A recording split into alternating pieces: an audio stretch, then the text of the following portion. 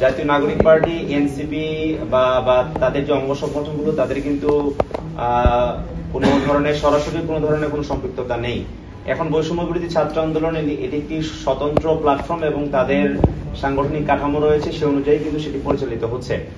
এবং আমরা উদ্বেগের সাথে লক্ষ্য করছি যে বৈষম্য বিরোধী ছাত্র আন্দোলনের সারা বাংলাদেশের মধ্যে যখন কোনো একটা অভিযোগ আসে, সেই অভিযোগের সাথে কিন্তু আমাদের এনসিপির আহ্বায়ক জনাব নাহিদ ইসলামের ছবিকে সংযুক্ত করে কিন্তু তার নামে একটি প্রোপাগান্ডার জায়গায় কিন্তু সারা দেশব্যাপী ছড়িয়ে দেওয়ার একটা প্রবণতা এবং একটি ষড়যন্ত্র কিন্তু আমরা বাস্তবায়ন করার দৃশ্য কিন্তু আমরা সারা দেশব্যাপী লক্ষ্য করছি।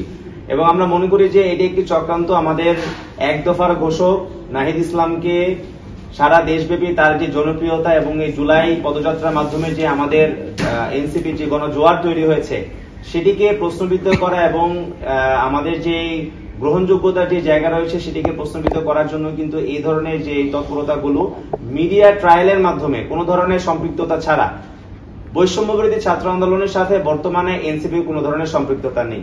তারপরেও যখন বৈষম্য বিরোধী ছাত্র আন্দোলনের নামে বা বেনামে যে কোনো কিছুই যখন কোনো কিছু করা হয়, সেটির সাথে এনসিপি কে যুক্ত করে এবং এনসিপি কে যুক্ত করে এনসিপির যে চরিত্র হরণের যে চক্রান্ত, সেটিকে কিন্তু আমরা বর্তমানে লক্ষ্য করছি এবং আমরা মনে করি যে এটা অবশ্যই আমরা প্রতিহত করব এবং সেই ব্যাপারে যেন দেশবাসী যেন তারা সজাগ যেন দৃষ্টি যেন রাখেন, সেই ব্যাপারে আমরা আহ্বান জানাই।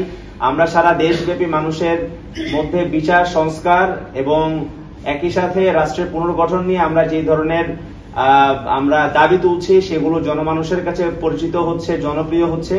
সেই দাবিগুলোকে যেন অজনপ্রিয় করা যায়, আমাদেরকে অগ্রহণযোগ্য করার মাধ্যমে আমরা মনে করি যে গুলশানের চাঁদাবাজি থেকে শুরু করে আরো যে ইস্যুগুলো সামনের দিকে আনা হচ্ছে, সেটি তার একটি অংশ।